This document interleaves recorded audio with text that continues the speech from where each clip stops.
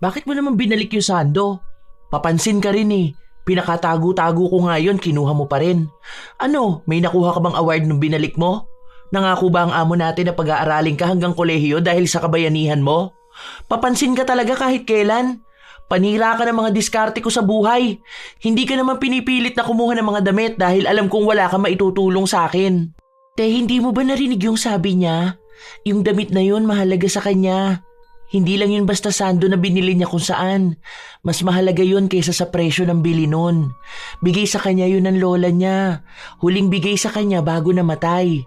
Ibig sabihin, sa tuwing suot niya yung damit na yun, pakiramdam niya yakap siya ng lola niya. Yan kasi ang hirap sa'yo eh. Hindi mo alam na yung simpleng damit lang, malaki na ang ibig sabihin nun para sa iba. Hindi yun dapat ninanakaw. Saka ayoko makonsensya. Baka bangungutin pa ako kaiisip na alam ko naman kung saan nakatago yung damit tapos hindi ko ibabalik sa tunay na may-ari dahil lang sa gusto mo. Sana naman tigilan mo na to. Matuto ka naman sana na hindi porket gusto mo ang damit nila, kukunin at aangkinin mo na. Bawat sinusuot nila may malaki ring parte ng pagkatao nila.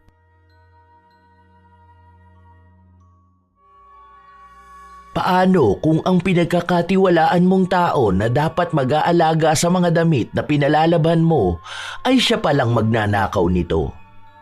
Ganon ang ugali ni Heidi.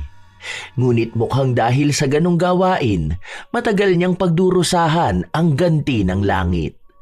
Makakaya niya pa kayang labanan ng tadhana na siya rin naman ang pumili? O magkakaroon ng pagsisisi at pangako ng tunay na pagbabago? Ito raw yung mga lalaban eh, pero wag daw masyadong kukusutin kasi kakaiba nga yung tela niya. Baka raw mabilis masira, mahal pa naman daw to. Uy, ang ganda niya na. Parang gusto ko yata niyan. Kasya sa akin to eh, no? Tignan mo. Oh, okay lang ba? Ang puti ko tignan? Uy, te, wag yan. Ito, tingnan mo talaga kapag wala na nagpalabas sa atin dahil palaging may nawawalang damit sa kanila. Ewan ko na lang kung may makakain pa tayo sa susunod. Hindi naman nila makikita, ano ka ba? Praning ka lang talaga. Paanong hindi? Mga kapitbahay lang natin sila. Huwag na yung ganyan, te. Nakakahiya pagbintangan na magnanakaw. Buti nga yung ibang nawawala ng damit na papalusutan mo pa. Paano na lang kung hindi na? Kawawa naman si nanay. Baka pati sila pag-isipan na magnanakaw. Kasambahay pa naman yun. Akin na yan. Huwag mong pagnasaan ang gamit ng iba. Takot ka naman masyado. Ang duwag mo. Paano kaya tayo niyan magkakaroon ng magandang damit? Sawa na ako rito sa mga suot nating mukhang basahan. Isang mapagpalang araw, Lola Telang. Sa tagal ko na pong nakikinig sa inyong channel, naiengganyo na rin po ako magbahagi ng sarili kong kwento. Tawagin niyo na lang po ako sa pangalang Heidi. Hindi ko po yan tunay na pangalan pero yan ang tawag sa akin sa probinsya namin sa Occidental Mindoro. Taong 2004 nagsimula ang kwento kong ito, Lola Telang. Nasa edad 24 ako nung mga panahon na yon. Panganay sa 9 na magkakapatid. Mahirap ang buhay kaya hanggang grade 5 lang ang natapos ko. Ang nanay namin ay kasambahay habang ang tatay naman namin ay sumasama sa paggawa ng bahay. Bilang panganay, obligado akong tumulong sa pamilya namin. Kasama kong naglalabandera ang pangatlo kong kapatid na si Mau. Minsan, yung mga damit na pinapalaba ang dinadala sa amin. Sa likod ng maliit naming bahay, may poso na ginagamit namin kapag naglalaba kami. Minsan naman, kapag yung mga taong may kaya sa buhay, kami ang dumadayo sa kanila. Kapag ganun kasi may washing machine silang gamit, mas mabilis para sa amin. Ang isa sa masasabi kong kamalian kong nagagawa ay kapag may natitipuhan akong damit, kinukuha ko ito para maging akin na. Ginagamit ko kapag nasa loob lang ako ng bahay para kung sakali man hindi makita ng mga taong nawawalan ng damit. Isang araw, habang nasa bahay kami nang isang nagpatawag sa amin para maglaba, pansin kong may magandang damit na nasa labahan. Tingnan mo to oh, di ba ganito yung nakita natin noon? Yung mahal na damit? Ang ganda ng tela. Uy, ang lambot. Sukat ko nga. Wag na yan, te. Isasalang na nga natin eh. Teka lang naman, sinusukat ko pa nga eh. Ay, ang ganda. Sukat na sukat sa akin. Hindi siya maluwag, hindi rin masikip. Ang presko sa katawan. Akin na lang to. Mahal yan, baka mamaya mahuli pa tayo. Baka makita yan sa'yo tapos mawalan tayo ng suki. Alam mo naman na ang sabi sa atin, tayo lang ang pinagkakatiwalaan nila maglaban ng mga damit nila, di ba? Mababait din sila. Sayang kung sisirain natin ang tiwala nila. Hindi yan. Saka hindi naman yan sila nagpupunta sa bahay natin, no? Kapag mga mayayaman na ganyan, hindi sila tumatapak sa lugar ng mga mahihirap. Huwag kang kabahan, akong bahala sa'yo. May susuotin na ako sa birthday ni Colette. Ikaw rin, hanap ka dyan. Ay, ito oh. Bagay ito sa morena. Oh, ang ganda rin ito oh. Kasya to kay Bunso ano? Iuuwi ko nga to. Kasya naman to dun sa bag na dala ko. Itong kay Bunso maliit lang naman to. Kasya na to sa bulsa ko. Wag na yan. Pwede naman tayo mag-ipon para makabili tayo ng bagong damit. Pero wag naman yung gamit ng iba. Baka mamaya mahalaga sa kanila yung damit na yan. Baka regalo sa kanila o kaya paborito nila. Alam ko naman na mahirap tayo. Pero dapat hindi yung maging dahilan para maging magnanakaw tayo. Sus, walang magagawa yung konsensya mo na yan. Alam mo nga dami natin sa bahay eh. Lahat puro paggastos. Oh, tingin mo ba makakaipon tayo ng pambili? Buti pa sila mayaman. Kapag gusto nila ng bagong damit, pwede silang bumili. Saka marami yan silang damit. Hindi na nila mahahalata kung ano yung nawawala. Hindi mo naman siguro ako isusumbong, di ba? Walang nagawa ang kapatid ko. Kinakabahan pa nga siyang lumabas ng bahay noon dahil baka biglang maghalughog ng gamit namin o kaya makita ang ninakaw ko. Pero nakauwi kami ng bahay na may bitbit na 4 na damit, may bra at panty rin. Yung bra, isinuot ko doble sa bra na suot ko. Ang ganda oh! Avon tong bra na to. Ang mahal kaya nito. Nakita ko to nung hiniram ko yung brochure kay Auntie Jo. Pangarap ko talaga yung ganitong bra. Buti na lang natupad na. Nangarap ka pa kung pagiging magnanakaw lang din pala ang gusto mong gawin. Iba naman kasi to. Diskarte lang ba? Alam ko naman na hindi ko to mabibili. Kumbaga, hiningi ko lang sa kanila, hindi lang ako nagsabi. Hayaan mo na, ang dami kaya niyang bra. Hindi naman na niya to hahanapin. Tayo rito ilan lang ang bra, naghihiraman pa. Tinali ko na nga lang tumbra ko dahil nga lumuwag nung sinuot ni Belang. Basta akin lang tumbra na to ha. Sa lahat ng mga ginagawa kong pangunguha ng mga damit, si Mau lang talaga ang kontra sa akin. Hindi niya rin sinusuot ang mga kinukuha ko dahil sinasabi niya na mas mainam pang mukhang basahan ng suotin niya kaysa sa pag-aari ng iba na ninakaw lang. Pero hindi ko naman siya pinipilit. Ilang linggo pa ang lumipas, palaging sa bahay ng mayayaman kami dumadayo. Simula kasi noong nagkaroon ng kanya-kanyang poso ang mga kapitbahay namin, bibihira na silang magpalaba. Sa bahay naman ng mga mayayaman, hindi pa naman masyadong uso noon ang CCTV. Kung meron mang CCTV ang bahay nila, isa lang, doon lang mismo sa tapat ng gate. Wala silang nilalagay sa likod kung saan kami naglalaba. Kaya kahit na magnakaw ako, walang nakakapansin. Kampante rin naman ako na hindi ako ilalaglag ng kapatid ko. Hanggang sa may isang balita kaming natanggap. 3 lang daw yung pwedeng maisama papuntang Ermita. Malayo ba yun? Sasakay pa ng Roro eh. Kukuha raw kasi ng tao para sa bubuksang laundry shop. Saan daw ba magbibigay ng biodata? Bili ka nga muna 2, tag-isa tayo. Sasama tayo dun. Sa syudad yun. Mas malaki ang kikitain natin dun. Libre nga raw ang bahay pati pagkain. 150 isang araw. Uy, pwede na yan. Kung 2 tayo, may 300 na tayo sa isang araw. Kung nagbabahay-bahay tayo ng paglalaba, magkano lang kinikita natin, di ba? Yan na lang, huwag natin palampasin. Dapat tayong 2 makasama. Hindi pa rin naman ako nakakaalis ng lugar namin, Lola Telang. Kaya itong plano ko na sumama papunta sa ibang lugar para na ring katumbas nang makikipagsapalaran ako sa ibang bansa. Malayo sa pamilya namin, pero kapag iniisip ko ang mas maayos na pasahod, talagang ginugusto kong umalis. Nung mga panahon na yun, wala namang gaanong kailangan. Basta marunong kang maglaba at masipag ka sa trabaho, pwede na. Nagpunta nga kami ni Mau sa ermita. Doon pinakilala sa amin ang amo namin. Basta ang ayoko sa lahat yung kukupad-kupad magtrabaho ha. Ayoko yung ang dami pang dapat labhan at tupiin, mas inuuna pang makipaglandian sa mga syota. Nagkakaintindihan ba tayo? Opo, naiintindihan naman po. O siya, magpahinga na kayo dahil bukas pa naman magbubukas ang shop. Hindi kayo pwedeng sabay-sabay mag-day off ha. Tuwing Miyerkules at Linggo wala magde-day off dahil dyan sa mga araw na yan ang dagsa ng mga magpapalaba. 3 days bago ang day off saka kayo magpapaalam, okay? O siya, sige na at alam kong mga pagod kayo sa biyahe. Isa rin sa dahilan kung bakit ako sumama rito dahil alam ko na maraming magagandang damit ang mga tao sa syudad. Sa mga suot pa lang ng amo naming si Rodelli, kita ko na agad na marami akong maiuuwi sa bahay. Maayos naman yung tulugan namin. Sa loob ng maliit na kwarto, 4 kaming babae. Bago lang din daw sila, pero pinsan naman niya ang amo namin. Kinabukasan, maaga kaming nagising. Itinuro sa amin kung paano namin gagamitin ang washing machine. Maliit lang din yung laundry shop pero malapit siya sa malalaking gusali tapos sa paupahan ng mga estudyante.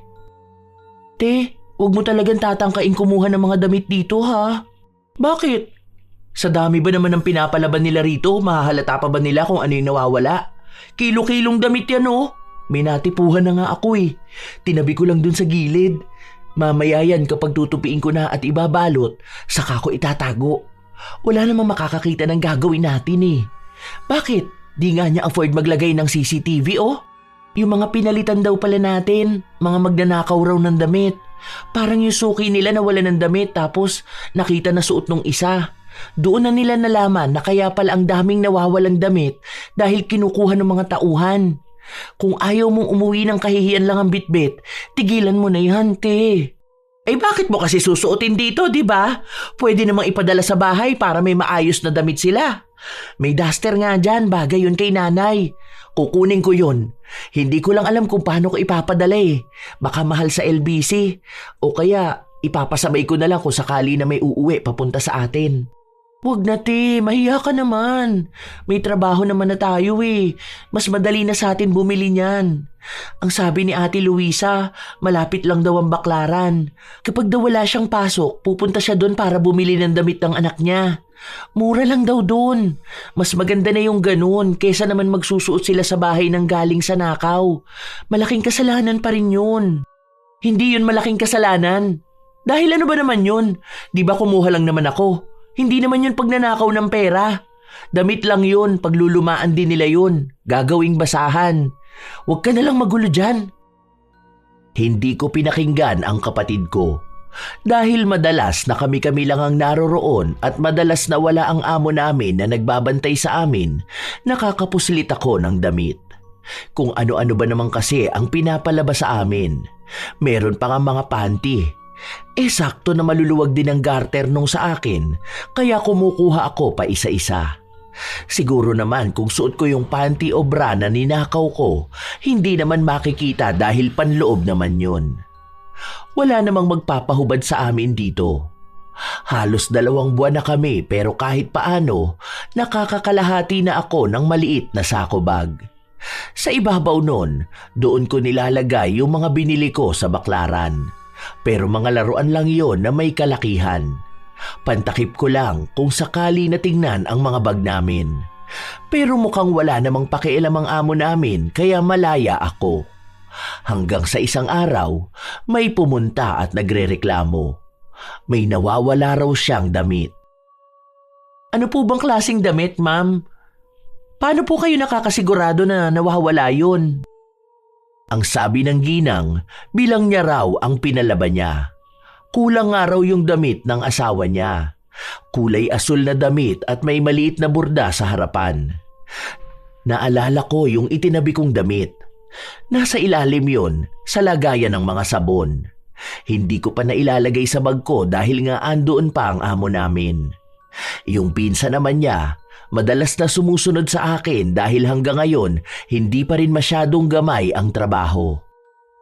Sigurado ba kayo na wala kayong naihalo sa damit ng ibang mga customer?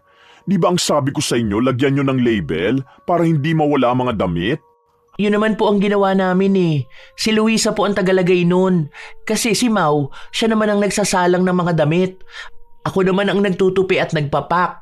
Ang sabi naman po ni Luisa, lahat naman daw yun. Wala naman daw siyang nakakaligtaan. Baka naman po hindi niya na ipalabas sa atin. Wala naman nagre-reklamo rito na may nawawala silang damit eh. Hanapin nyo nga dyan. Di ba ang sabi ko sa inyo na kapag may customer, bibilangin nyo sa harapan nila kung ilan ang damit na pinapalaban nila? Gawain po yun ni Luisa. Nagpanggap na lang ako na naghahanap ako ng damit. Pinakita ko yung mga lagayan ng mga damit na hindi pa nalalabhan. Dahil wala kaming makita, umalis na rin yung customer. Kaya ang nangyari, hindi umalis ang amo namin ng 3 araw. Malapit na ang day off ko, bigla akong kinabahan na baka kapag wala ako, makita yung damit na itinago ko. Minsan pa naman nagbibilang ang amo namin ng mga sabon. Magtataka yun kapag nakita niyang may nakasiksik na damit. Hanggang sa sumapit ang araw na wala akong pasok, pero sakto naman na umalis na rin ang amo namin. Mau, alam mo yung doon sa gilid ng mga sabon? Yung sa pinakasulok ha? May damit doon. Mamaya kunin mo yun tapos pagbalik mo rito sa taas bigay mo sa akin. Ha? Ano yun? Huwag mo sabihin yun yung damit na hinahanap ng babae. Ate naman, pinapahamak mo talaga yung trabaho natin. Ang bait na nga ng amo natin eh. Kung mahuhuli tayo at babalik sa atin, magkano na naman ang sahod natin nun sa isang araw? Swerte na kapag may 150 tayo. Gusto ko na nga rito dahil kahit paano magaan ang trabaho. Hinaan mo kaya boses mo. Alam mo naman si Luisa, yung tenga niyan akala mo may antena. Ang bilis makasagap. Dali na, basta huwag ka lang papahuli para walang kaso. Kaya mo na yan. Alam ko na nag-aalangan ang kapatid kong bitbitin ang damit, pero nagawa naman niya. Ilang linggo pa ang nakalipas, umalis sa trabaho ang isa naming kasama galing sa probinsya. May sakit kasi ang anak niya, kaya kailangan na niyang umuwi. 3 na lang kaming naiwan sa laundry shop, pero dahil masipag at mabilis naman ako magtrabaho, ang sabi ng amo namin, kahit hindi na lang muna siya kukuha ng bago, magdadagdag na lang siya ng sahod para pwede naming gawin ang trabahong inalisan ng isa naming kasama. Ate, ano yung ginagawa mo? Bakit balot na balot naman yung sako bag mo? Ipapadala ko to sa bahay para hindi mabuksan. Nag-text na rin ako kay Aling Bet. Ang sabi ko, sabihin niya kay nanay na may kukunin siyang padala ko. Andito pa naman yung mga damit. Ipapauwi mo talaga yan sa bahay? Ipapagamit mo sa kanila yung mga ninakaw mo lang? Nakakatakot yan. Baka mamaya may sakit pala yung nakuhanan mo ng damit, di ba? Parang ang mangyayari niyan, madadamay din pati yung mga tao sa bahay. Wala yan, dahil nilabang ko naman yan. Ano bang gusto mo? Wala silang masuot na maayos? Huwag ka na dyan puro kontra. Mas mabuti pa, bukas kapag break time mo, pumunta ka ng M. Luwilier, magpadala ka ng pera sa bahay.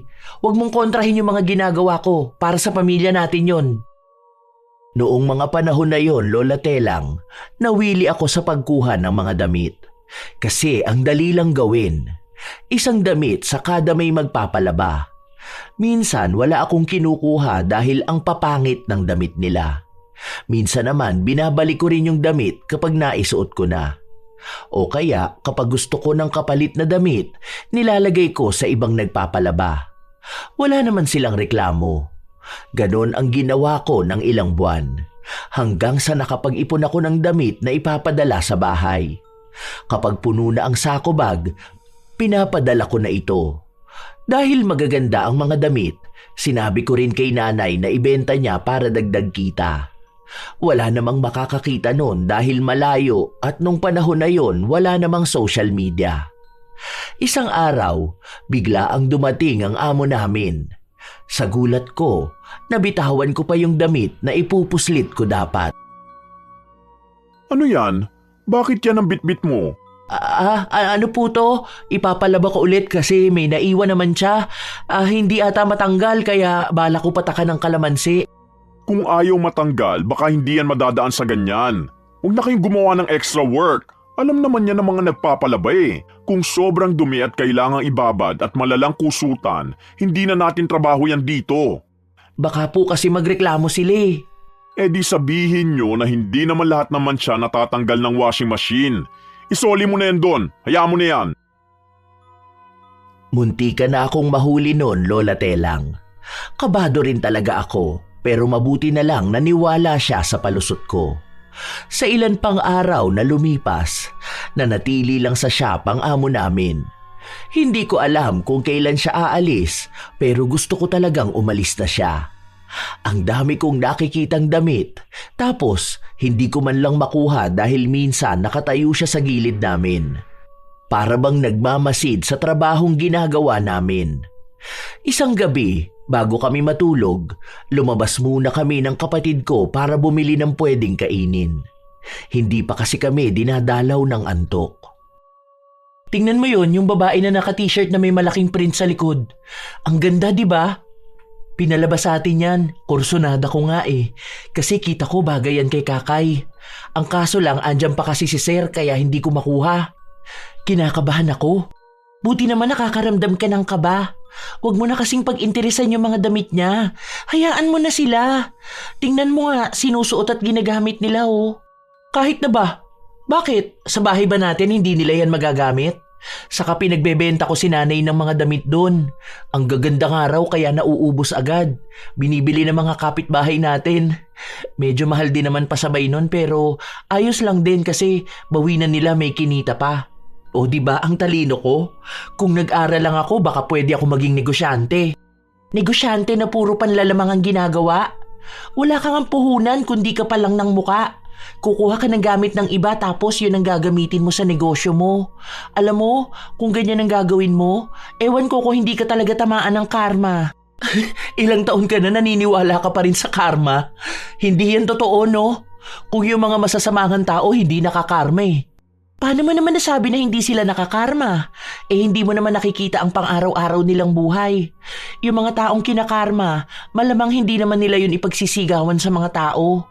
O kaya, pwedeng ang karma nila, mismong sarili nila na hindi sila makapagbago. Basta, kung ako sa'yo, magbago ka na lang. Pagiging magnanakaw pa rin yung ginagawa mo. May panlalamang pa rin sa kapwa. Hindi kita pakikinggan. Basta ang alam ko okay lang to. Saka simpleng damit lang naman ang nawawala sa kanila eh. Yung mga mayayaman na yan, kaya nilang bumili kahit na ilang damit pa ang gusto nila. Kaya yung isang damit na nawawala sa kanila, pwede nilang palitan ng 3 pa. Wala ka talagang konsensya, ate. Kinabukasan, habang maayos kaming nagtatrabaho, may pumunta sa shop at may hinahanap na damit. Ang amo namin ang una niyang kinausap. Ang akala ko ay simpleng bagay lang yung nawawala. Hindi ko rin naman alam kung ano yun dahil sa dami ng pumapasok sa shop. Hindi ko naman sila kabisado lahat. Kahit nga yung mga damit na kinukuha ko, hindi ko na rin matandaan. Basta ang alam ko lang, kapag maganda ang damit, kinukuha ko. May nakita ba kayo na sando raw na damit pero nakakabit na yung parang bra sa loob? Floral daw yon tapos kulay white. Wala po ako matandaan, sir. Ang dami namin dito nilalaban na sando. Basta kung ano po yung label na binigay sa akin, yun lang din naman ang pinagsasama-sama ko sa lalagyan. Umiiyak sa akin dahil nga regalo daw yun sa kanya ng lola niya bago namatay. Kaya mahalaga daw talaga sa kanyang damit na yun. Check nyo nga maigi dyan, baka nandyan lang yun. Isa-isahin nyo. Tapos yung isang basket doon na parang wala mga kasama, check nyo maigi. Kawawa naman to oh. Ito po ba yun, sir? Nakita ko po to kanina dun sa gilid ng washing. Baka nahulog ko po. Sorry po. Oo, yan yata yun. Teka lang, ipapakita ko.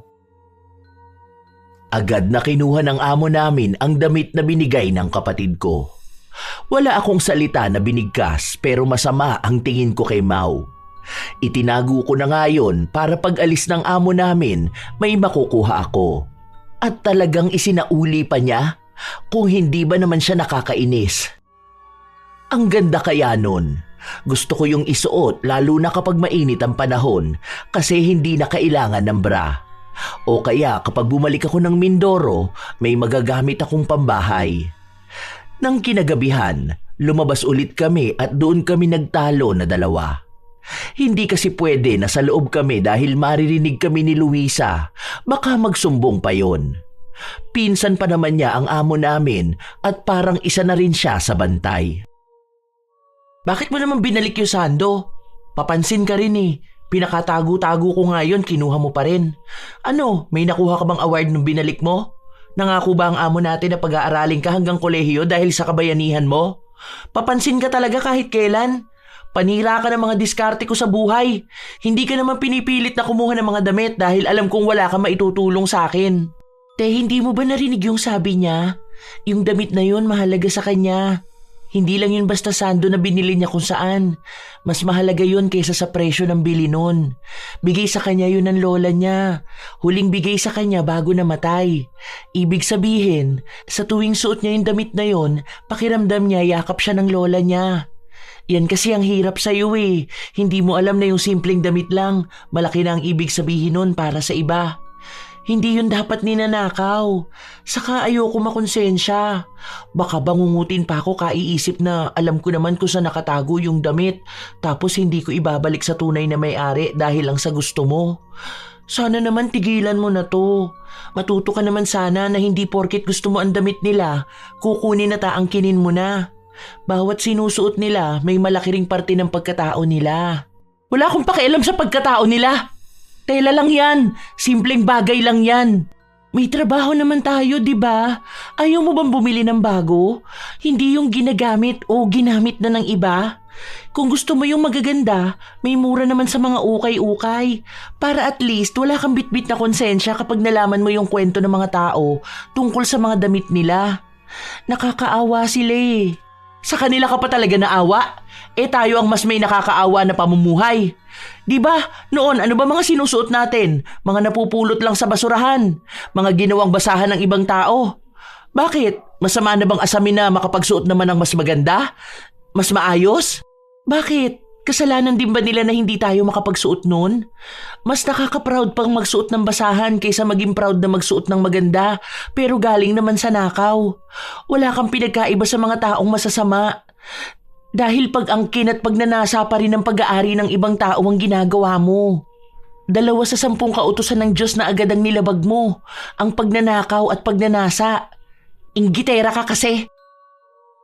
Sa galit ko sa kapatid ko, hinigit ko ang buhok niya at lumaban naman siya sa akin. Nagsabunutan kaming 2 sa labas. Galit na galit ako at ganun din siya. Ayaw ko pa naman sa lahat ay pagsasabihan ako at ipapamuka sa akin na mali ang pinipili kong gawin. Dahil sa nangyari, may mga taong umawat sa aming 2. Maging ang amo namin, nakuha namin ang atensyon. Ano ba kayong magkapatid kayo? Ano bang pinagtatalunan nyo ha? Huwag niyong sabihin ng mga syota nyo. Sorry po sir, hindi po yun. O siya, tungkol naman saan ha? Para umabot dyan sa halos magkalbuhan na kayong magkapatid. Walang kumikibo sa aming 2. Hindi rin naman masabi ni Mau kung ano ang tunay na dahilan. Dahil kahit nasabihin niyang hindi niya ginagawa ang ginagawa ko, madadamay pa rin siya. Mawawalan kaming 2 ng trabaho at baka umuwi pa kami sa Mindoro. Parehas pa naman kaming walang alam dito sa syudad. Aber, wala magsasalita sa inyong 2? Kung wala naman pala kayong pinag-aawayan, huwag kayong maghilahan ng anit ha?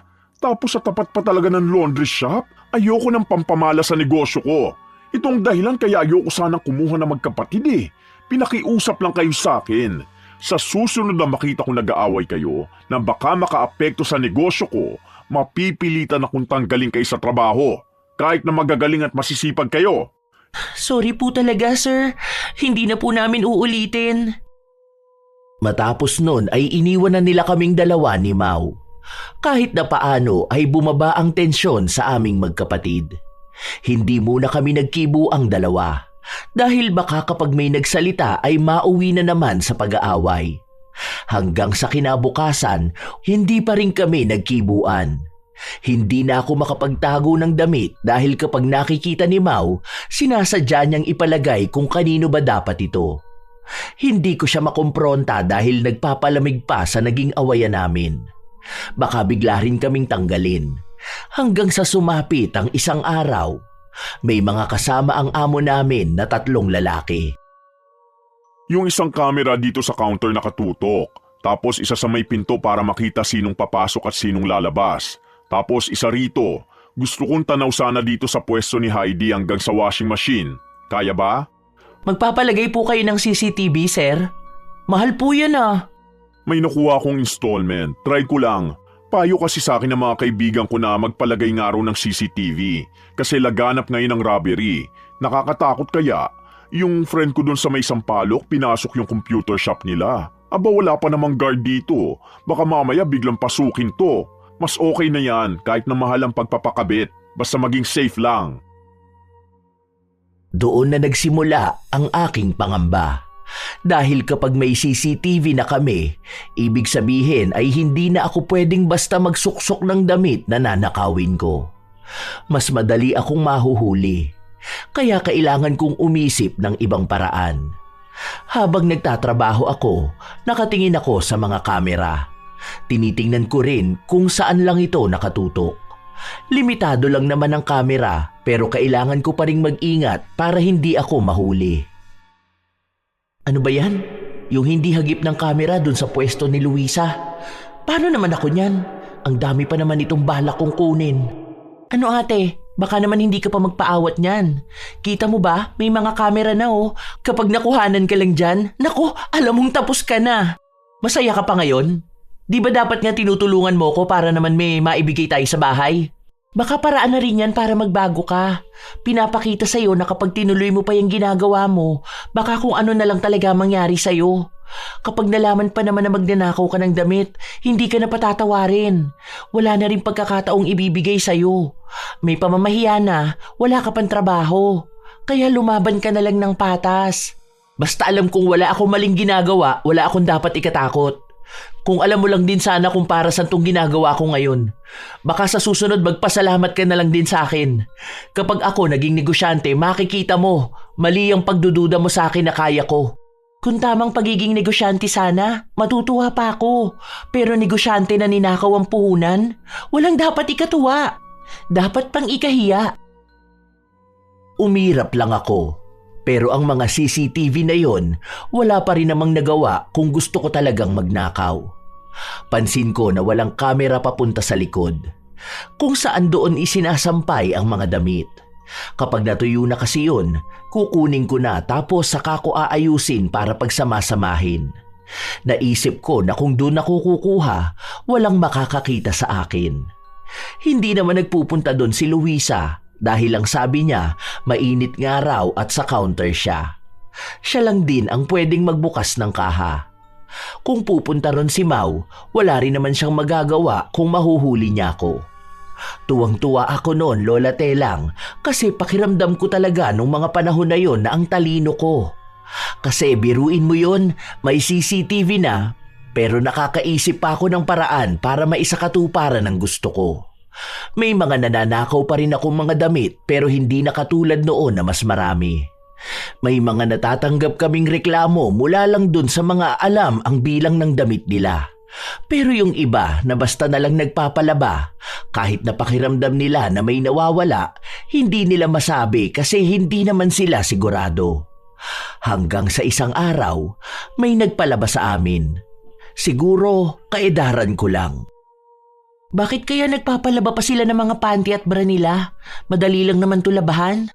Yung iba kasi dyan hindi talaga marunong. Meron pa yan dati doon sa mga nauna kong employee.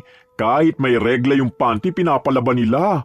Yung isa kanina, yung babae, ano yun? Shorta nun Chinese, kaya hindi talaga yung naglalaba. Kapag tapos sila maghubad, diretso na rito ang mga damit nila. Ah, ganon? Kaya pala mukha na rin siyang Chinese. Akala ko naman Chinese talaga siya na nag-aral magtagalog. Ang baho niya kaya, pero mamahalin ang mga damit niyan. Libo-libo ang halaga. Baka doon na lang sa magagandang damit siya bumabawi. Pero kapag tinabihan mo, ang baho niya. Lalo na yung bunganga. Mahal talaga mga gamit niya? Oo naman. Dati kasi nakasabay ko yan sa mall. Yung presyo ng panty niyan, 1,000 ang halaga. Hindi yata yan nagsusuot ng mga nabibili lang sa palengke. Makikita mo naman na kakaiba yung tela, di ba? Pati mga damit niyan kung saan mas mahal, doon siya bumibili. Sustentado ba naman ang syota? Habang nakatingin ako sa mga gamit na nilalagyan ng marka ni Luisa, may natipuhan agad ako. Isang panty yon na sobrang lambot nung hinawakan ko. Kinuha ko yon. Sinubukan ko lang pero wala naman kaming nakuhang reklamo mula sa kanya. Hindi siya nagbilang ng pinalaban niya. Tinanggap niya kung ano lang ang ibinigay sa kanya. Nagpapabalik-balik pa nga siya kada 3 araw. Isang beses pa, wala ang amo namin. May 2 panty pa ulit mula sa babae na yon ang kinuha ko. Alam yon ng kapatid ko pero hinayaan na lang niya ako. Kahit naman kontrahin niya ang ginagawa ko, iisa lang din naman ang mangyayari. Mas masusunod pa rin ang gusto ko. Tingnan mo to. Partner yung bra at panty. Ito susutin ko bukas. Ang ganda ng tela oh. Ang lamig hawakan. Ang sarap sa balat. Ang swerte naman ng babae na yun. Ang mahal nito ah. Dati pangarap ko lang magkaroon ng ganito na terno. Ngayon nasa akin na mismo. Ganito naiisip ko tapos nasa Boracay ako. Ang sexy ko nun.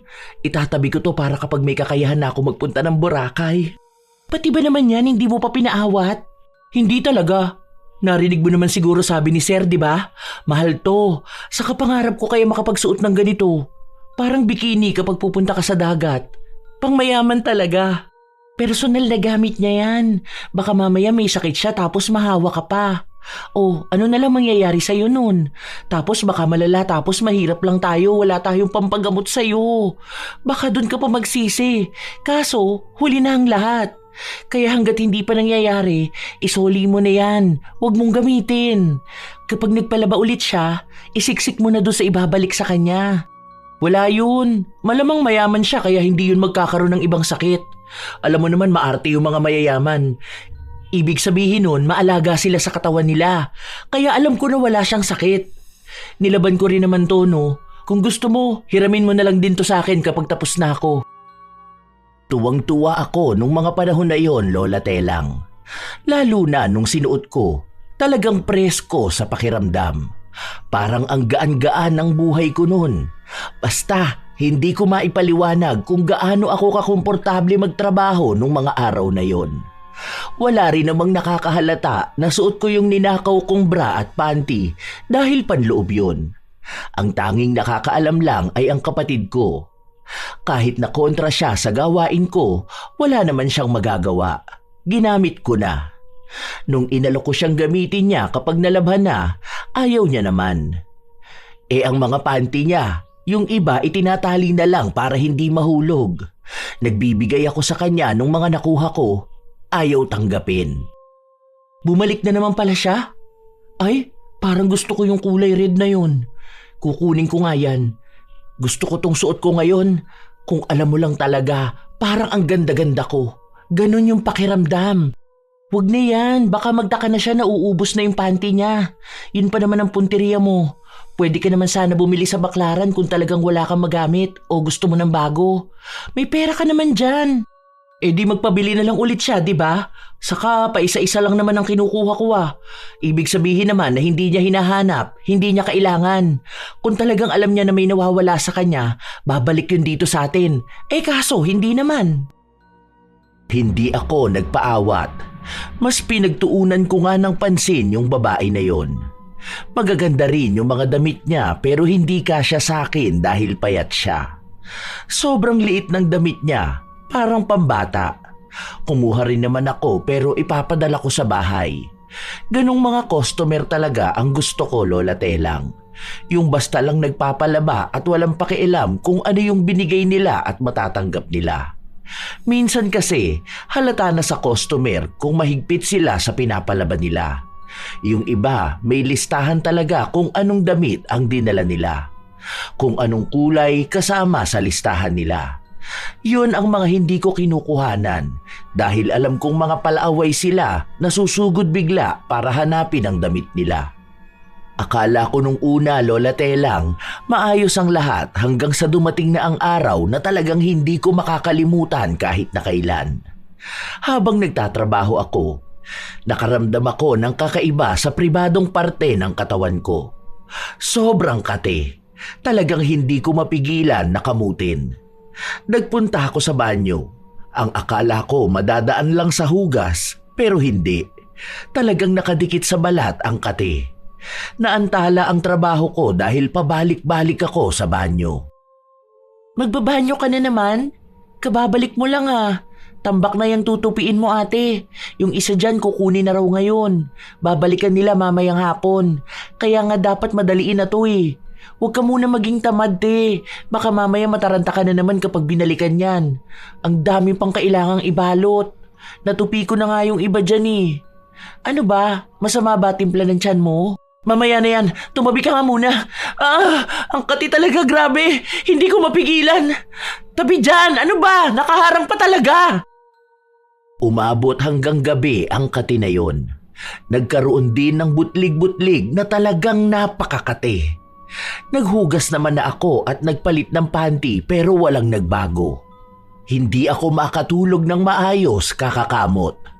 Dahil sa taas ng higaan ko natutulog ang kapatid ko, hindi ko alam na nauuga ko pala siya sa tuwing matindi ang pagkamot ko.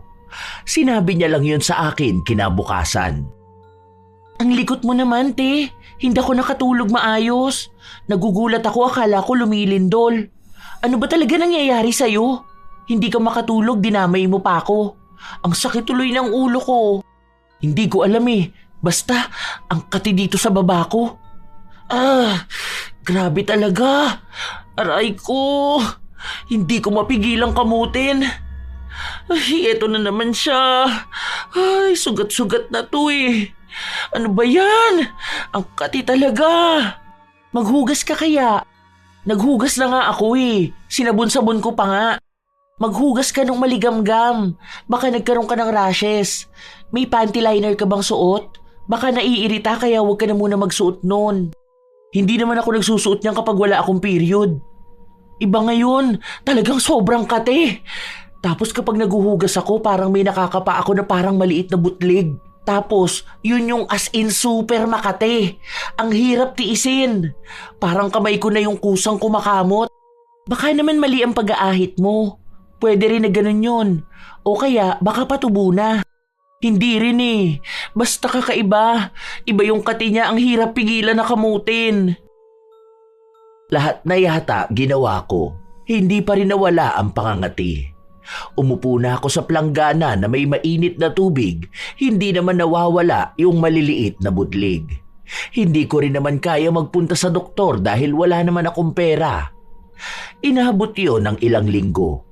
Basta pagramdam ko na makati na, dapat laging may nakahanda na mainit na tubig.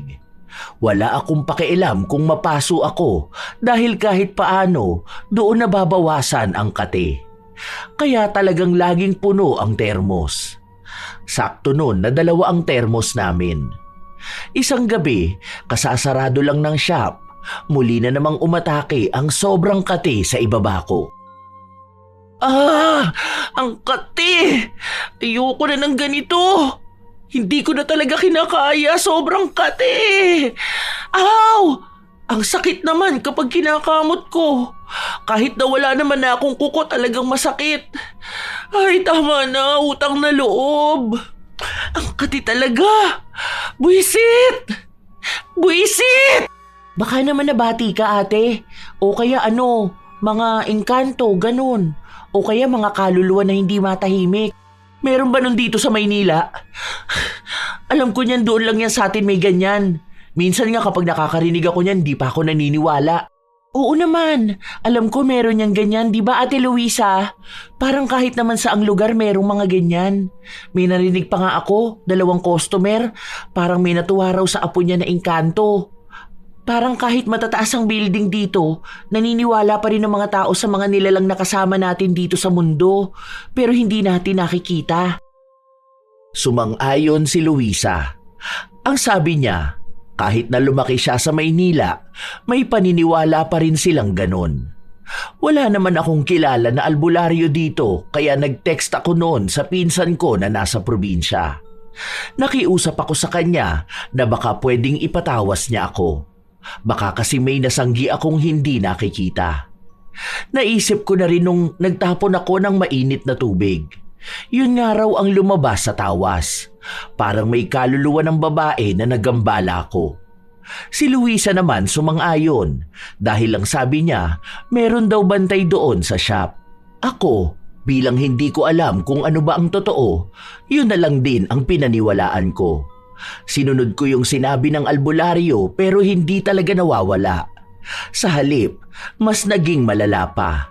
Nagsusugat-sugat na, tapos may mabahong amoy. Hindi ko maipaliwanag dahil talagang iba yung amoy. Hindi pa ako nakipagsiping sa kahit na sino, kaya hindi ako mahahawaan ng sakit ni numan. Nakaabot din sa amo namin ang nangyari sa akin. Magpunta ka na sa doktor, ipatingin mo na yan. Baka mamaya lumala pa yan. Wala ka bang ibang iniinom? Wala kang ginagamit? Yung mga feminine wash ba? Ganon. Wala. Baka mamaya bumibili ka nun tapos peke. Ang dami diyang peke sa bangketa ha. Hindi naman ako gumagamit ng ganun eh. Tubig lang talaga. Kung wala talagang ganon, baka iba naman yung sakit mo. Sure ka ba na wala kang syota na tambay? Baka mamaya yun naman ang nakahawa sa'yo ng sakit. Pero kesa naman mag-isip ka ng kung ano-ano, mas maganda talaga magpatingin ka na para maagapan agad. Sige na, sweldo mo mag-day off ka ha? May mga clinic naman na libre lang magpa-check up. Mas mabuti na kung maipapatingin mo yan kesa lumala pa. Hindi ko na talaga alam ang gagawin ko noon, Lola Telang. Pero kahit na ganon, hindi pa rin ako natigil sa pagnanakaw ng mga damit na natitipuhan ko. Basta may makita ako na gusto ko at yung nagpapalaba, walang pakialam, talagang nangunguha ako. Naging sikat din kasi yung laundry shop. Sobrang dagsa ang mga tao kaya ang dami naming nilalabhan. Minsan, kusang nagkakamali kaming mailagay yung damit sa ibang lagayan pero ibinabalik sa amin. Kapag hindi ko tipo, hinihintay kong may maghanap. Kapag wala na talagang naghahanap, kinukuha ko na. Palusot na rin yon na baka sa sobrang dami naming nilalabhan, nahahalo sa iba tapos hindi na binabalik sa amin. May mga nagagalit pero wala namang magagawa yung galit nila kung hindi ko na mababalik ang damit. Wala naman kaming kalaban na laundry shop noon, kaya wala silang pagpipilian. Pupunta pa sila sa mas malayo o maglalaba ng sarili nilang damit na mukhang hindi nila magawa dahil abala sila sa buhay at walang oras maglaba. Hanggang sa isang araw bago sumapit ang sahod na dapat ay araw din nang wala akong pasok. Nagulat na lang ako. Nagising ako sa kalagitnaan ng gabi dahil pati dibdib ko sobrang katina. May mga maliliit na ring butlig na yung kate ay talagang nanunuot sa balat. Kapag kinakamot ko, sumasakit naman. Binanlian ko na, wala pa ring epekto. Ano ba to? Hindi ko na talaga kaya. Ayoko na makaramdam ng ganito. Ano bang klaseng sakit ito? Wala naman akong ginagawang masama. Bakit para namang pinarurusahan ako? Kate. Sobrang kate. Aray ko po. Aray. Madalas akong umiiyak, Lola Telang, dahil sobrang kate. Sobrang hapdi. Nagsusugat-sugat na nga rin yung balat ko kakakamot. Hanggang sa dumating ang araw na nagpatingin ako sa doktor. Ang nakuha ko lang na resulta ay nahawaan ako ng isang tao na may sakit din sa balat. Tinanong ako noon ng mga posibleng dahilan kaya ako nahawa. Kung nagdikit ba ang balat namin o kung ginagamit ko yung gamit niya. Iisa lang daw ba ang sabon namin o kaya ay tuwalya? Pero ang sabi ko na lang hindi. Niresetahan ako ng gamot pero napakamahal. Hindi ko yun kayang bilhin kaya hindi ko sinunod. Ang nabili ko lang ay yung mumurahin na pamahid. Nabili ko sa bangketa. Iniisip ko noon na iisa lang din naman ang epekto nun sa akin. Pinayuhan din ako na huwag makikigamit ng gamit ng iba para mawala itong kati-kati ko at huwag nang lumala. Oh, anong sabi sa'yo? Ano raw ang kailangan mo? Malala na ba yan? Kumbaga, kailangan na ba ng operasyon? O baka naman madaan pa sa gamutan? Basta raw wag ako makikigamit ng iba. Yun lang naman ang payo sa akin. Buti na lang iba ang sabon ko at tuwalya ko. Kakatakot kaya mahawa sa'yo. Baka mamaya talaga tanggalin ko na lang balat ko kapag sobrang kate. Saka nakakatakot kasi isipin. Pribadong partiyan tapos ganyan. Ibig sabihin may malalang sakit. Hindi ko talaga kayang isipin. Bumili naman na ako ng pamahid ko. Gagaling na rin siguro ako nito. Tuloy lang ang buhay. Ganun talaga eh. Hindi naman magtatagal tong sakit ko.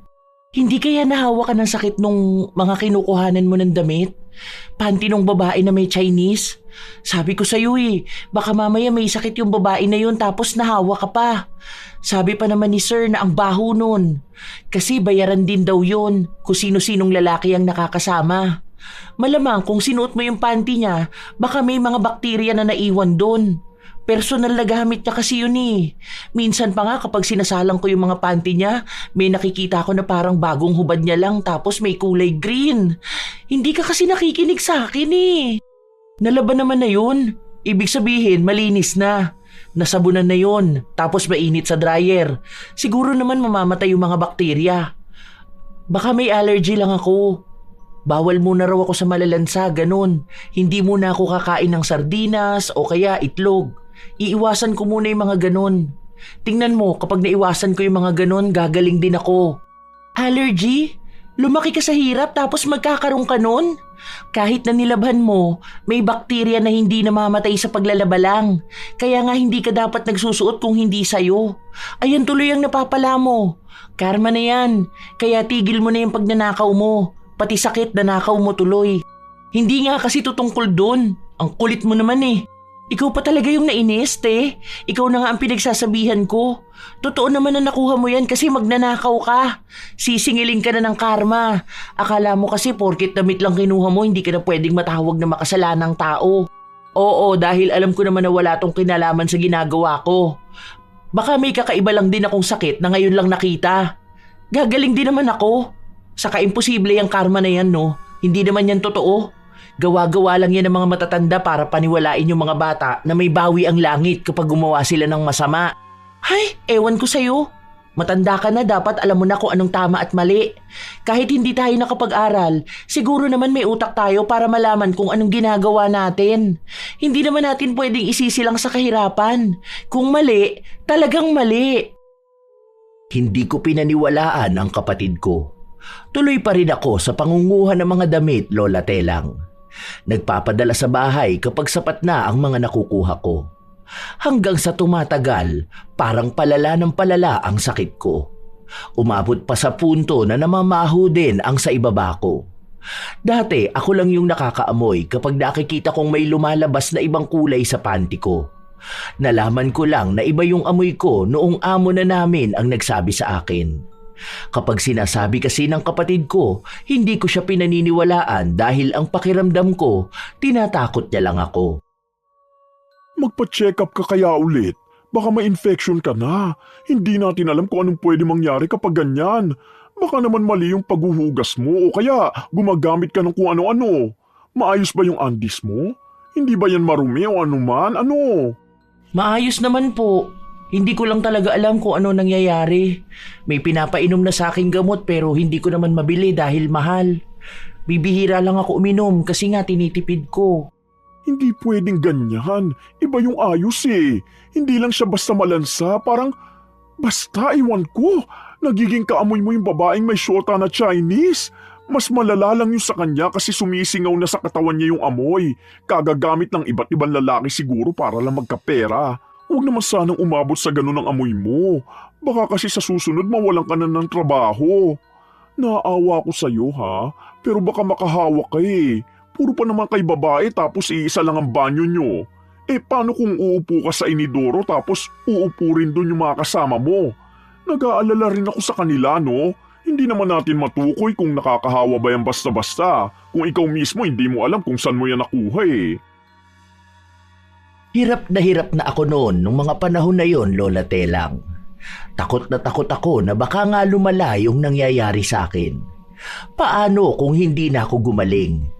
Doon lang din talaga pumasok sa utak ko ang pagsisisi.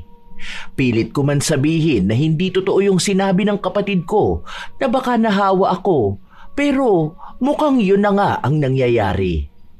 Nahihiya na ako. Minsan, kapag nasa labas ako, kapag nakatingin sa akin ng mga tao, pakiramdam ko pinag-uusapan nila ang amoy ko. Baka kapag bumababa ako sa jeep, may magsasabi sa akin na ang baho ng amoy ko. Nawala na rin ako ng kumpiyansa sa sarili ko. Isang gabi, wala si Luisa, kaya kaming dalawa lang ng kapatid ko ang nasa kwarto. Talagang humagulgol ako ng iyak. Hindi ko alam kung gagaling pa ba ako. Ang bata ko pa para magkaroon ng kakaibang sakit. Bakit naman ganito? Bakit ako pa na hindi kayang gumasto sa gamutan? Ang hirap. Nangangamoy na, nangangati pa. Ayoko ng ganito lang ako. Kung nakinig ka kasi sa akin noon, ate, ang panty hindi yan ginagamit ng ibang tao. Sa'yo lang yun o sa kanya lang dapat. Hindi dahil sa gusto mo, sa maganda o sa mahal, gagamitin mo na kahit na hindi mo alam kung pwede ka bang mahawa sa kanila. Hindi mo alam kung anong sakit meron yung mga taong ninanakawan mo ng damit. Baka mamaya yung iba pala may an-an, may buni, o anong eksema sa katawan. Tapos ikaw na inggit ang pinairal, nagnakaw kaya nahawahan. Sa kasalanan mo rin naman yan tapos ngayon iiyak-iyak ka? Kung una pa lang di mo sinuot yung panty niya, sana wala kang iniisip na sakit. Alam mo na nga na mahirap lang tayo Malamang hindi natin kaya yung gamutan na kaya niya. Ang tigas kasi ng ulo mo. Huwag mo na akong pagalitan. Hindi ko naman talaga sinasadya Anong hindi? Sinadya mo yun, te. Iniisip ng utak mong nakawin at nagdesisyon kang suotin. Sabi sa'yo kapag karma talaga ang lumapit, talagang grabe ka magsisi. Tingnan mo ngayon, di ba? Oo na, ako na yung mali. Yan naman lagi mong pinapamukha sa akin Anong gagawin ko nito? Paano na ako? Malamang gamutin ang sarili mo at itigil ang pagiging magnanakaw mo. Itapon mo na yung mga ninakaw mo. Huwag mo na ibabalik sa kanila, baka sila naman ang mahawa sa'yo. Maawa ka na lang sa kanila. Sa susunod, huwag ka na ulit magnanasa ng hindi naman sa'yo. Para iwas ka sa ganyang problema. Sayang naman yun. Ang gaganda kaya ng mga yun. Ang sarap suotin nun Di sige, suotin mo na lang ulit. Bahala ka dyan. Sinayang mo oras ko. Sana natulog na lang ako. Total ayaw mo naman makinig sa akin. Di sige lang. Umiyak ka na lang kapag talagang huli na ang lahat. Yung hindi ka nagagaling. Yung hindi ka na makakapag-asawa dahil baka mandiri lang din sa'yo. Sige lang, maging magnanakaw ka lang palagi. Gulong-gulo pa rin ang utak ko nung mga panahon na yon, Lola Telang. Kasi naman, ang iniisip ko noon ay puro na lang panghihinayang. Paano ko naman pipigilan ang sarili kong hindi kumuha kung yung mga mata ko ay nagsasabi talaga na ang ganda nun at bagay sa akin o bagay sa mga kapatid ko? Pero pilit na pinapaalala sa akin ni Mau na kung gusto kong gumaling, magbago ako. Pero mas nanaig pa rin talaga sa akin ang pagiging magnanakaw. Kumukuha pa rin ako ng ibang gamit. Yung mga panty na gamit ko, tinapong ko na pero kumuha ako doon sa iba na mukhang walang sakit. Wala akong magagamit Pero mas lumala pa ang nangyari sa akin. Madalas na sumasakit na ang puson ko. Hindi na ako dinadatnan. Mas mabaho na yung lumalabas sa akin. Kahit na anong hugas ko, kahit bumili pa ako ng kung ano-ano, hindi na talaga ako gumaling. Hanggang sa umabot sa punto na nahuli nga ako ng amo ko na nagpupuslit ng damit. Kitang-kita niya mismo kung paano ko ilagay sa bag ko ang mga damit. Hanggang sa hinalungkat niya ang gamit ko. Nakakita siya ng mga maliliit na damit. Walang hiya ka? Isa ka rin pala sa mga magnanakaw? Hindi ka man lang nahiya? Ang bait-bait ko pa naman sa'yo! Sorry po. Sorry. Kailangan ko lang talaga magpadala ng mga damit sa bahay. Isang beses lang naman yan, sir. Huwag mo naman ako tanggalin sa trabaho. Kailangan ng pamilya namin ng pera. Sige na po. Isang beses? Ano, Mau? Isang beses lang tong ginawa ng ate mo? Sorry po. Hindi po Ilang beses na po. Kaya hindi ko po kayo masisisi kung paaalisin niyo kami. Ilang beses ko na po siyang pinagsabihan pero ayaw niyang makinig sa akin. Isa pa po, isa rin sa hinala ko kaya siya nagkaganyan dahil nahawa na siya sa mga panty na ninanakaw niya dun sa babae na syota nung Chinese. Seryoso ka, Heidi? Ginagamit mo yung pinaggamitan ng iba? Hindi ka banlang ba ng diri? Isipin mo yun, kapag tapos niya magpagamit sa lalaki, hindi mo pa alam kung naghugas siya bago niya isuot ang panty niya, tapos kapag hinubad niya, ipapalaban niya rito. Hindi ka man lang ba kinikilabutan? Talaga ba? Nilaban ko naman yun, sir. Ay kung hindi ka nga naman gaga, hindi ka man lang ba naturuan na yung mikrobyo ng panty hindi basta nawawala? Babae ka pero talagang okay lang sa'yo maging ganyang nakakadiri? Ay, hindi ko kinakaya. Bukas na bukas, umalis na kayo rito. Ibibigay ko ang huling sahod nyo. Sir, huwag niyo naman po kaming alisan ng trabaho.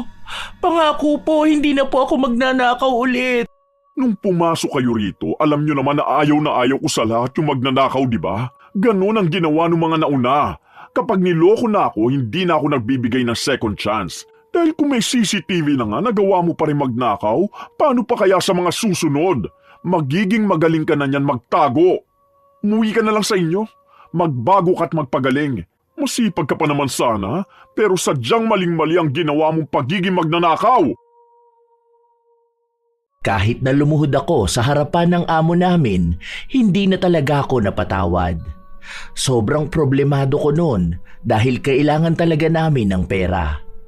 Ayaw kong bumalik sa amin na ang gagawin ko lang ay maglaba kapalit ng maliit na halaga. Nanghihinayang ako sa nawala sa akin pero galit na talaga ang amo namin. Gusto na niya kaming paalisin kaagad kung hindi lang gabi nung mga sandali na yon. Nang maibigay na sa amin ang huling sahod kinabukasan, umalis na rin agad kami. Hindi ko na naman mapigilan ang luha ko. Ano ba? Wala ka ibang ginawa kundi umiyak. Kung hindi naman dahil sa'yo, hindi naman tayo mapapauwi eh. Ikaw ang umuwi mag-isa dahil ako maghahanap ako ng iba kong mapapasukan dito. Ako kaya ko ang sarili ko. Kaya kong makisama sa ibang tao. Huwag ka na dahil kapag magkasama tayo, lagi na lang ako napapahamak. Kung hindi mo sana ako nilaglag eh, pwede mo naman ako pagtakpan na. Para namang hindi mo alam kung paano. Ilaglag man kita o hindi, alam na ni sir kung ano ang totoo. Kitang-kita na niya. Magsinungaling man ako o magsabi ng totoo, iisa lang ang mangyayari. Mawawalan pa rin tayo ng trabaho. Kahit na paano, isinalba ko na lang ang dignidad nating dalawa. Mahirap tayo pero sana yun lang kaya natin, di ba? Hindi naman kailangan ng pera para maging totoong tao. Huwag mo iyakan o isisi sa ibang tao ang nangyari sa'yo. Ang inggitera mo kasi at ambisyosa ka. Hindi ka rin magkakasakit kung hindi ka nagnasa ng pag-aari ng iba eh. Ayan, pati yung hindi mo gusto nakuha mo. Ayoko na sumama sa'yo dahil baka mahawaan mo ko. Hindi ng sakit kundi ng karma mo. Sinubukan ko pang pigilan ng kapatid ko na umalis, pero iniwan niya talaga ako. Ako naman, wala na namang nagawa kundi ang umiyak. Umupo ako sa isang gilid habang iyak ng iyak. Nung mga panahon na yon, Lola Telang, hindi ko talaga matanggap sa sarili ko na may mali ako. Kasi iniisip ko na simple lang naman ang ginawa ko. Ganun na ba yun kalala para magkaroon ako ng karma? Na bakit ako lang? Bakit yung mga masasamang tao na mas malala pa ang ginawa sa akin? Bakit sila hindi magkaroon ng karma? Umabot pa nga hanggang kinabukasan, andoon lang ako, hinihintay ko kung magpapakita ba sa akin ang kapatid ko, pero hindi na. Wala akong kaalam-alam kung nasaan siya. Masyadong malawak ang Maynila. Saan ko naman siya hahanapin? Wala naman siyang cellphone noong mga panahon na yon. Ako lang ang meron. Noong nagpasya na akong umalis, doon naman nagpakita ang kapatid ko. Inaya ko na siyang umuwi na kami. Ihahatid na lang kita hanggang sa sakayan. Hindi na ako sasama pabalik sa bahay. Bakit? Sige, kung ayaw mong bumalik, pwede naman tayo maghanap ng papasukan natin. Mahihirapan ka dahil dyan sa kalagayan mo. Hindi lahat ng amo dito kasing bait ni sir. Alam naman natin yun. Hindi lahat maiintindihan ng sitwasyon mo. Natatakot na rin ako na paano kung mahuli kang magnakaw? Anong pwede nilang gawin sa'yo? Paano kung hindi ka na makauwi sa bahay? Pangako, hindi ko na yun uulitin. Mahirap ang pangako kung hindi ka rin handang tuparin yun. Kilala kita ate. Kahit mangako ka ngayon, alam kong darating ang araw na matutokso ka sa magagandang damit. Kapag natukso ka, makakalimot ka na naman. Tama na to, te. Sana naman intindihin mo ang sarili mo. Huwag mong palaging sisihin ang iba sa nangyayari sa'yo. Baka yung sakit mo, baka yan ang paalala sa'yo na dapat hindi ka magnakaw ng gamit ng iba. Dahil malala ang balik sa'yo. Sana gumaling ka na at magbago ka na. Tumatak talaga sa akin ang mga salitang sinabi ng kapatid ko, Lola Telang. Mas matanda ako sa kanya, pero mas may utak pa siya sa akin. Hindi nga siya sumama pa uwi sa bahay. Wala kaming ibang komunikasyon, pero sa ulado naman niya ang numero ko. At kung darating ang araw na makakabili siya ng cellphone, pwede niya ulit akong kausapin. Alam ko na matatag ang kapatid ko. Mas magandang buhay ang nakaabang sa kanya. Habang nasa bahay ako, doon ako nagpapagaling. Kung ano-anong herbal na lang ang ginamit ko. Nagsumikap akong magtrabaho kahit na may sakit ako. Balik ako sa pagiging labandera. May laundry shop akong napasukan. Bagong bukas lang yon sa lugar namin. Maliit ang sahod kumpara noong nasa Maynila ako. Pero kahit na paano, maayos naman dahil may pagkukuhanan ako ng pera. Tama nga si Mau, darating ang tukso sa akin. Nakakakita ako ng mga damit na gusto ko at naiisip ko na bagay sa akin. Pero sa pagkakataon na ito, hindi ako nagpatalo sa tukso. Ayaw ko nang maulit kung ano ba ang nangyari noon. Natuto na ako, Lola Telang. Ayaw kong bumalik sa sakit na naranasan ko noon. Halos 1 taon ang nakalipas, gumaling din ako. Pero may mga bakas pa rin ng nangyari sa nakaraan. May mga marka sa balat ko. Nawala ang amoy. Himala talaga na gumaling ako. Simula noon, naging maingat na ako. Naging maarte na rin sa paggamit ng hindi sa akin.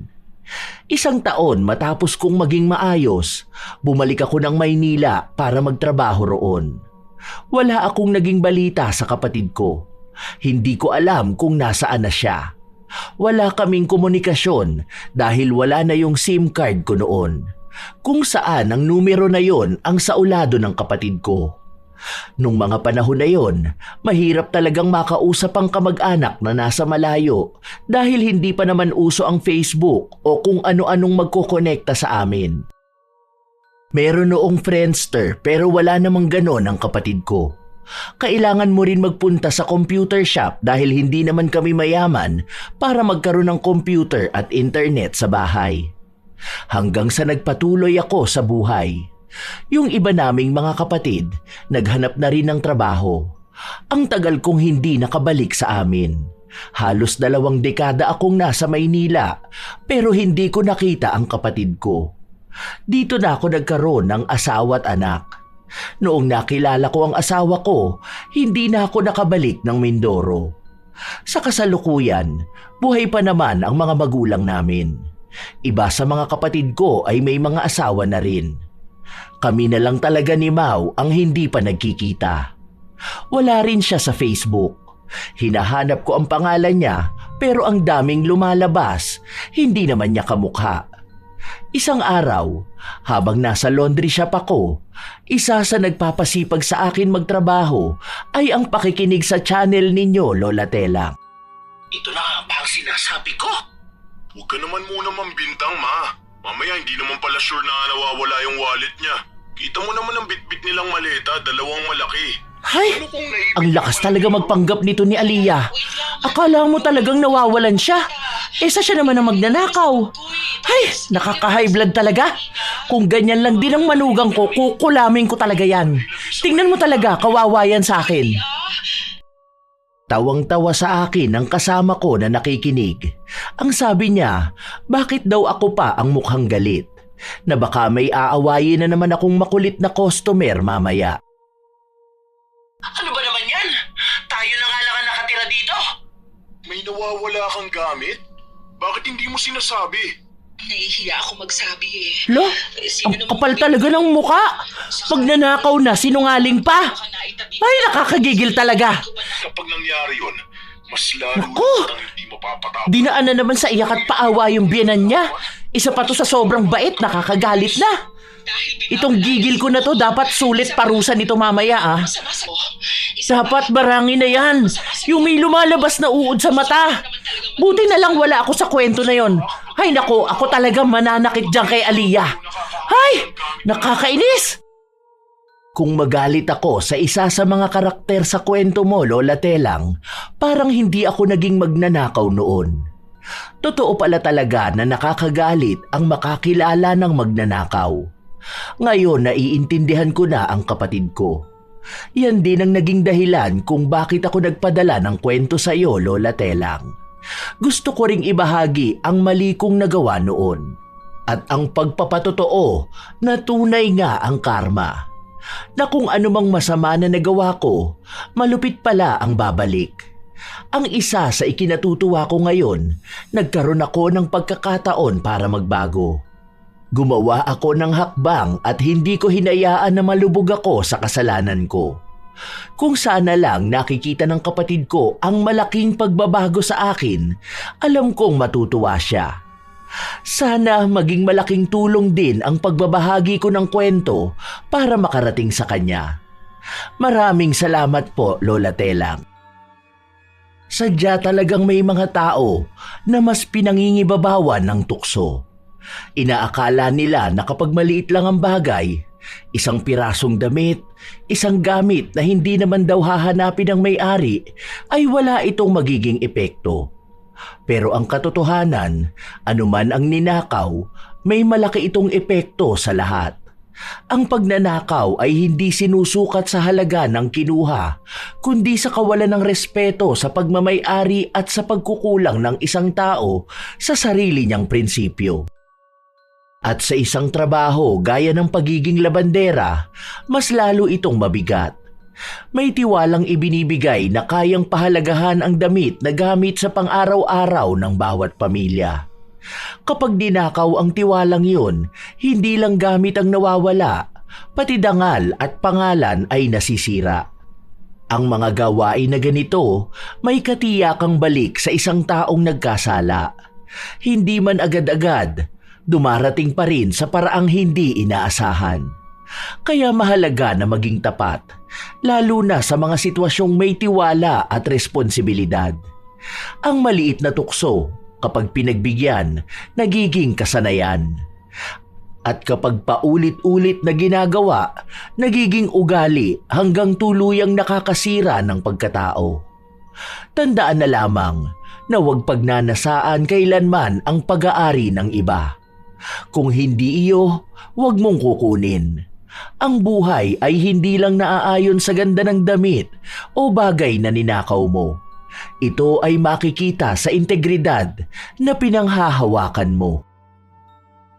Nawa ay magsilbing aral ang kwento ni Heidi na walang nagiging magandang dulot ang pagiging magnanakaw kahit mukhang maliit na bagay lang ito. At mga apo, kayo ay maaari ring magbahagi ng inyong komento at opinyon ukol sa kwentong ibinahagi ngayong araw. Ito ang inyong Lola Telang at maraming salamat sa pagsubaybay at pakikinig nyo mga apo.